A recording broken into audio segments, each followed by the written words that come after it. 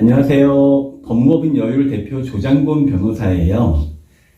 저희 법인에는 보험금을 받는 팀이 따로 있는데, 오늘 저희 보상팀의 송준석 과장님 모시고 여러 말씀 들어볼까 하고 있어요. 우선, 저희 법인에 보상팀이 있는 그 이유에 대해서 좀 말씀을 드려야 되는데요. 제가 10년 넘게 이제 변호사 하면서 여러 재판 많이 했잖아요. 그런데 이제 보험 사건들을 재판으로 하게 되는 경우에 보통은 보험금의 다툼이 아주 큰 경우도 있지만 그렇게 크지 않을 때도 있거든요. 근데 그 부분을 보험금을 못 받았다 해서 재판을 걸면 보험사하고 재판하게 되면 시간이 정말 많이 걸려요.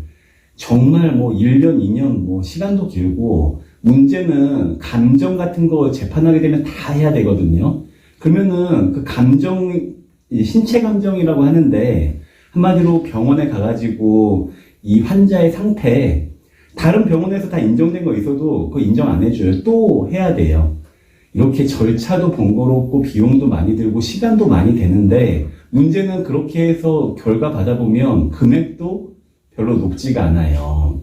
그래서 보험 사건 끝나고 나면 변호사 입장에서는 고생은 고생대로 하는데 금액이 크지 않다 보니까 의뢰인한테 죄송하고 의뢰인도 이거 왜 했나 싶은 생각이 드는 거죠.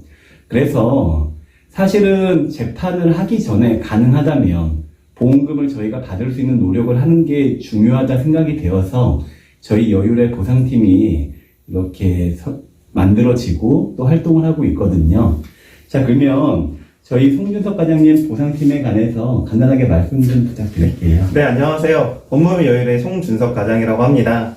앞에 변호사님께서 너무 말씀 잘해주셔가지고 다들 아실 것 같기는 한데 사실은 저희가 무턱대고 소송을 들어간다고 해도 오히려 피해자분들께 변호사 선임 비용만 더 나가고 제대로 된 승소금을 받지도 못하고 이런 경우가 되게 많이 발생을 할 수도 있어요.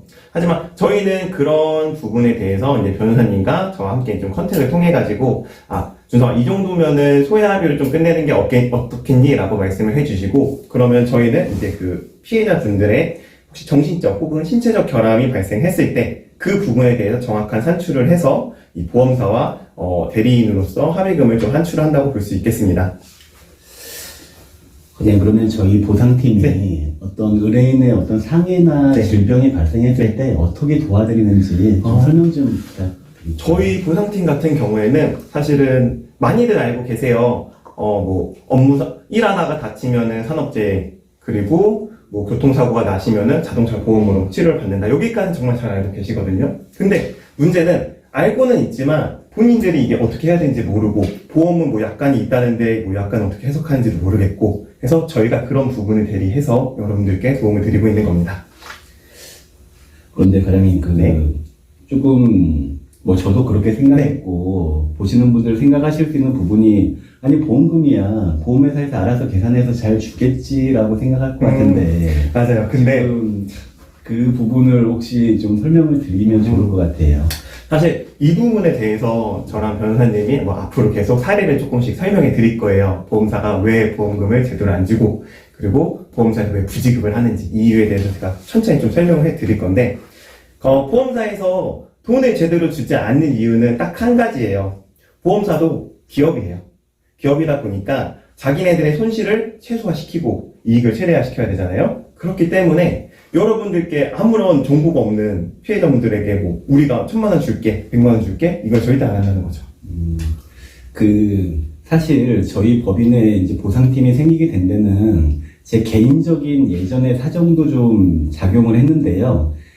저희 어머니가 뇌출혈이 나가지고 처음에 쓰러지셨는데 그 보험금을 안 주더라고요. 그래서 제가 그때 사법연수원 다니던 시절인데도 그걸 받기가 되게 쉽지 않았어요. 그래서 예를 들어서 우리 큰 보험회사들, 유명한 보험회사들 중에 오히려 지급률이 조금 상당히 낮은 이런 회사들 있는 게 사실이거든요. 네, 그런 부분 우리 과장님이 말씀 주신 것 같고요. 사실, 그치. 제가 여기서 어떤 특정 회사를 말하는 건 아니죠. 예, 그러면 근데 일반인 분들도 사실은 요새 네이버 지식인도 있고, 챗 GPT도 있으니까, 약간 부분 이렇게 조금씩 도움 받아가면서 뭐 이렇게 직접 노력하시면 좀 받을 수 있을 것도 같은데. 그게 저도 그렇게 생각을 했었어요. 저도 이제 이 일을 하고 나서 많이 생각이 바뀌었던 게 일반인들 분이 아무리 서류를 준비한다고 해도 보험사에서 요청하는 서류 그리고 그 장애평가법에 따라서 제대로 발급받지 못하세요. 심지어 자기를 담당하고 있던 주치의도 그냥 맥브라이더 해드려요? AMA 해드려요? 이러면은 모르는 거예요. 피해자분들은 이걸 뭘로 해야 될지도 모르겠고 이게 약관상이 뭐 안 된다는데 뭐 어떻게 해요 주치의님 하면은 저도 몰라요. 이렇게밖에 안 나와요. 왜냐면은 자기가 뭘 원하는지 주치의한테 정확하게 말씀을 해주셔야 돼요.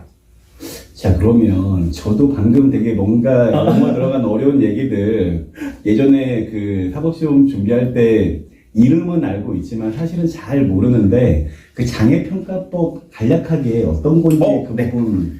장애평가법은 크게 뭐 두 가지 정도로만 아시면 충분할 것 같아요. 우선은 첫 번째로는 맥브라이드 법이 있고 두 번째는 뭐 AM의 시기라고 있어요. 뭐 쉽게 설명드리자면은 저희 이제 법원에 들어갈 때 소송을 절차 밟거나 아니면 교통사고가 났을 때 또는 배상 책임이 걸렸을 때는 맥브라이드식을 써요. 근데 단순히 개인 보험을 청구를 할 때는 AMA식이라는 장애평가법을 쓰게 되죠. 근데 이 두 가지가 측정하는 방법이 다르고 방식이 다르다 보니까 주치의께서 이걸 어떻게 해줘야 될지 모르시는 거예요. 사실 이런 부분 때문에 보통 이제 많이 해보시지 않은 분들은 조금 접근하기가 어려운 부분이 있는 게 사실인 것 같습니다. 자, 그러면 다음 영상에서는 이제 어떤 구체적인 사례를 들면서 우리 과장님 말씀을 좀 들어보도록 하겠습니다. 감사합니다. 감사합니다.